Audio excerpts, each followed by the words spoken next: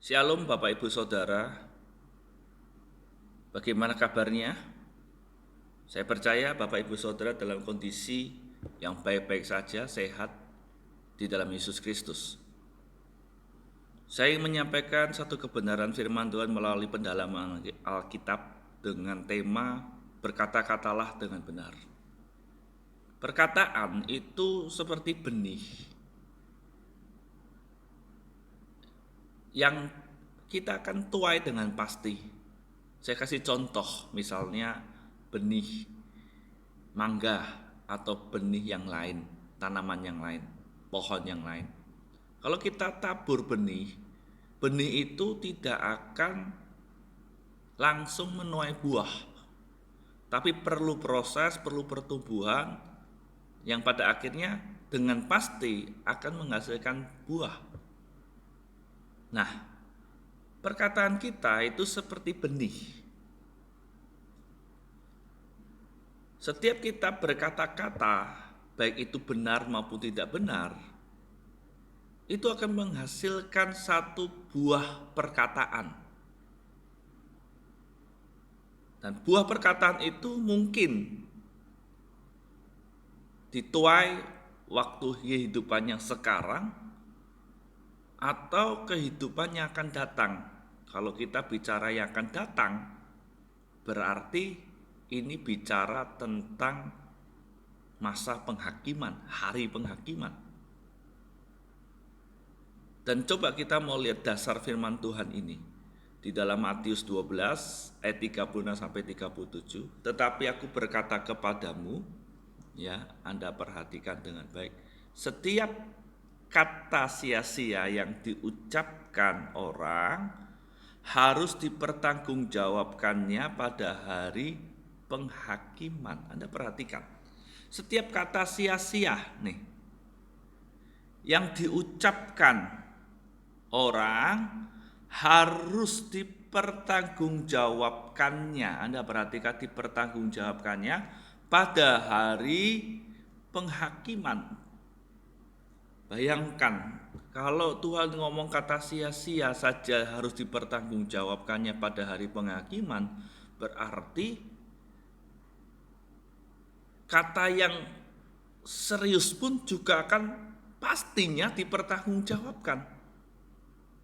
Itu sebabnya kenapa kita sebagai anak-anak Tuhan itu harus belajar untuk berkata-kata dengan benar. Kenapa? Karena kata-kata kita kelak satu ketika akan dipertanggungjawabkannya pada hari penghakiman. Kalau dipertanggungjawabkan untuk masa hidup kita saat ini di dunia, puji Tuhan. Kenapa? Karena kita bisa bertobat. Tapi kalau pada hari penghakiman sudah tidak bisa bertobat lagi. Dan itu mengerikan. Bahkan di ayat selanjutnya, karena menurut ucapanmu engkau akan dibenarkan, dan menurut ucapanmu pula engkau akan dihukum. Dalam bahasa Indonesia masa kini, sebab kata-katamu sendirilah yang akan dipakai untuk memutuskan apakah engkau bersalah atau tidak. Nah, ini yang Anda harus mulai belajar berkata-kata dengan benar. Karena saya tahu orang ngomong itu susah untuk dikontrol. Makanya dari kitab Yakobus, orang yang dapat mengendalikan lidahnya, ia dapat mengendalikan seluruh tubuhnya. Artinya memang untuk belajar berkata-kata dengan benar itu perlu dilatih. Kenapa kita mesti melatih ucapan kita? Karena kita tahu ucapan kita ini kelak satu ketika dipertanggungjawabkannya pada hari penghakiman. Karena kita tahu perkataan kita ini yang nanti dipakai oleh Tuhan untuk memutuskan apakah engkau bersalah atau tidak. Nah, itu yang membuat kita ini ketika mendengar firman ini, ya kita harus belajar atau mengusahakan dengan sungguh-sungguh supaya kita dapat berkata-kata dengan benar dalam segala situasi dan kondisi. Ya, kita perhatikan baik-baik ini. Kita harus perhatikan baik-baik. Karena banyak anak Tuhan seringkali gurau, canda, atau gosip. Memang enak sih dengan gurauan candaan yang nggak benar, kelihatannya kok keren. Tapi hati-hati. Kenapa? Karena nanti suatu ketika kita akan mempertanggungjawabkannya pada hari penghakiman.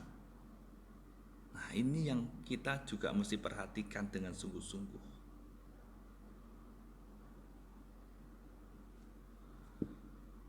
Karena itu nanti digunakan untuk memutuskan apakah engkau bersalah atau tidak. Nah, ini yang kita mesti harus belajar. Kita harus perhatikan dengan baik-baik.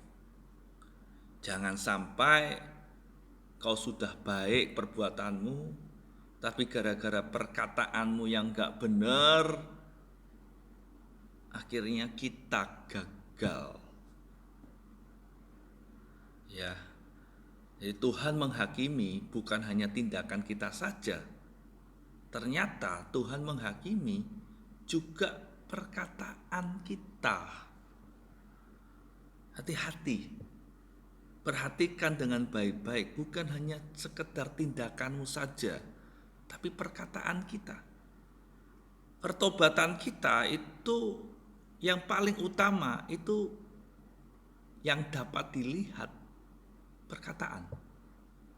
Kalau kau berkata saya bertobat, tapi perkataanmu buruk atau tidak benar, tidak baik, kotor, artinya Anda belum bertobat.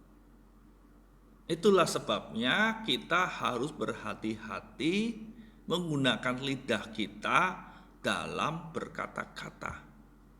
Harus. Orang bilang mikir dulu baru ngomong. Jangan ngomong dulu baru mikir. Jadi hatimu, pikiranmu ini mesti mempertimbangkan dulu baru ngomong. Seringkali banyak orang ngomongnya dulu, asal ngomong baru mikir. Nah, ini kekeliruan banyak orang. Nah, itu sebabnya kenapa kita mesti belajar. Jadi berkatalah dengan benar dalam segala situasi dan kondisi, baik ataupun buruk. Dalam kondisi baik, jangan kita ngomong yang sombong. Jangan kita justru menghakimi. Banyak orang dalam kondisi baik justru malah menghakimi yang tidak baik. Dalam kondisi yang baik, kondisi yang memiliki iman yang baik, mungkin iman yang baik, menghakimi melalui mulutnya orang yang dalam kondisi iman yang tidak baik, sombong, angkuh, congkak. Jadi congkak itu bukan hanya melalui sikapmu, tapi congkak itu, angkuh itu dimulai dari perkataanmu, dilihat dari perkataanmu. Hati-hati ya. Bahkan dalam situasi kondisi buruk, ini yang lebih lagi kita juga harus waspada, hati-hati. Seringkali dalam kondisi buruk, orang lebih gampang mengucapkan hal-hal yang buruk, mempertanyakan Tuhan, kecewa, kata-kata yang negatif, kata-kata yang mengutuk. Hati-hati. Kenapa kondisi kita seringkali bertambah buruk? Karena perkataan kita yang selalu buruk, diucapkannya itu selalu buruk. Nah, itu sebabnya kenapa kita sebagai anak-anak Tuhan belajar berkata-kata yang benar. Makanya Paulus mengatakan dalam Filipi 4 ayat 4, bersukacitalah senantiasa dalam Tuhan. Sekali lagi kukatakan bersukacitalah. Jadi Paulus katakan bersukacitalah senantiasa dalam Tuhan. Kalau kita ngomong bersukacita, yang pertama kali bersukacita apa? Hati kita pastinya. Artinya Paulus ingin berkata bahwa jaga kondisi hatimu untuk tetap supaya engkau bersukacita. Jangan engkau kehilangan sukacitamu di dalam Tuhan. Bahkan di dalam 1 Tesalonika 5 ayat 16 sampai 18 dikatakan bersukacitalah senantiasa. Anda perhatikan bagaimana caranya supaya kita bisa bersukacita. Tetaplah berdoa. Dalam kondisi yang seperti ini, ya kita harus stay di rumah, mungkin penghasilan yang berkurang, atau apapun pergumulan hidupmu, jaga sukacitamu di dalam Tuhan. Kalau kita bicara jaga sukacita, jaga hatimu. Dengan cara bagaimana? Tetaplah berdoa. Nah, ketika kita berdoa, di situ kita akan mampu mengucap syukur dalam segala hal. Melakukan apa yang dikehendaki Allah dalam Kristus Yesus bagi kamu. Nah, ini penting. Seringkali banyak orang kenapa tidak bisa bersukacita? Karena tidak menjaga hati.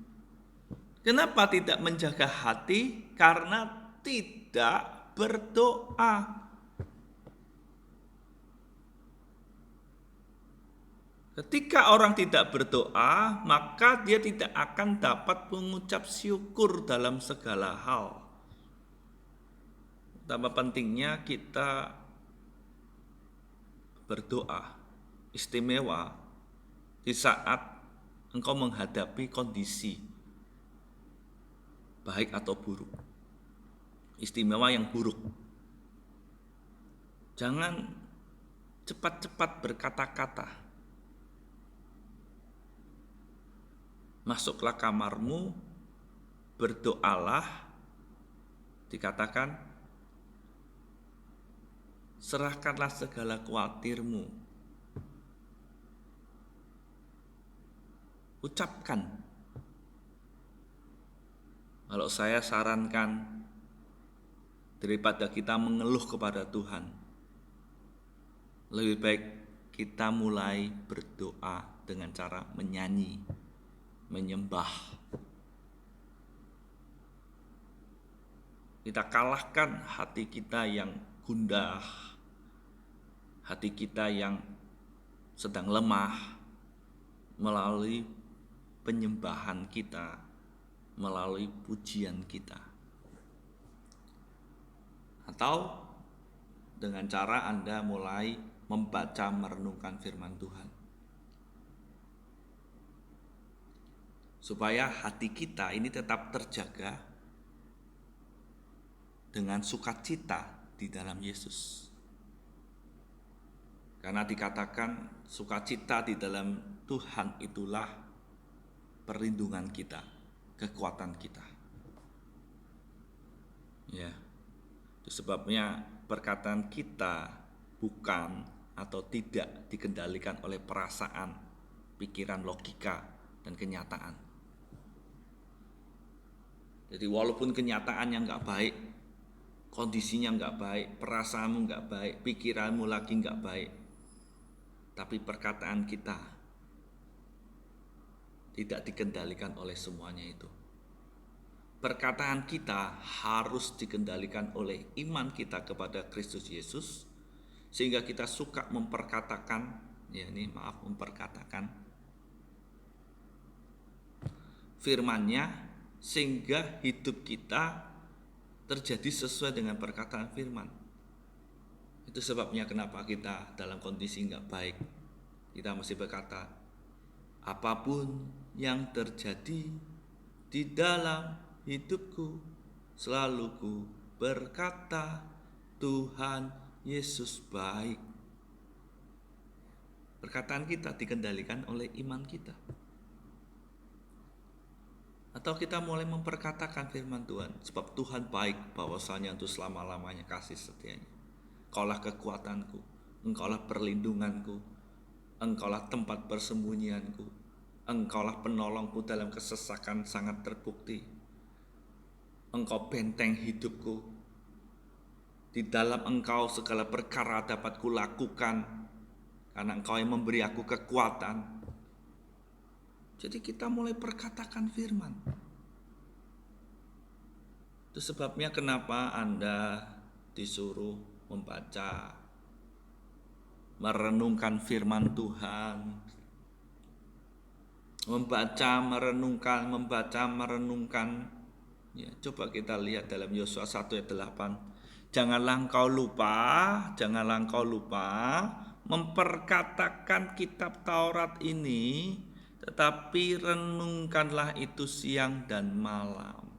Dalam bahasa yang lain, kitab Taurat ini tidak boleh menjauh dari mulutmu. Engkau harus merenungkannya siang dan malam. Maksudnya apa? Sibukkanlah mulutmu dengan perkataan firman. Sibukkan. Jangan sibukkan mulutmu dengan hal-hal yang gak benar. Ngomong yang gak benar, gosip yang gak benar. Sibukkan mulutmu dengan perkataan firman. Sibukkan mulutmu dengan kesaksian Yesus. Memperkatakan tentang Yesus. Yesus baik, Yesus pemelihara hidupku, Yesus penolong dalam hidupku, Yesus sukacitaku. Perkatakan firman itu. Ya, jadi yuk kita belajar. Mulai membaca firman, merenungkan. Kata merenungkan sendiri artinya hakah, tumur-mur, mulai ngucap, melafalkan. Nah, kalau orang mau lafalkan ya harus hafal. Kalau ada kata-kata rema dalam hidupmu, mulai dilafalkan. Takut akan Tuhan adalah sumber kehidupan, sehingga orang terhindar dari jerat maut. Mulai katakan, takut akan Tuhan adalah sumber kehidupan, sehingga orang terhindar dari jerat maut. Kemurahan-Mu membuat aku besar, Kau berikan kepadaku perisai keselamatan-Mu. Mulai perkatakan. Renungkan, baca firman Tuhan. Itu kekuatanmu. Dan kau sedang mau supaya hidupmu nanti ada arahan,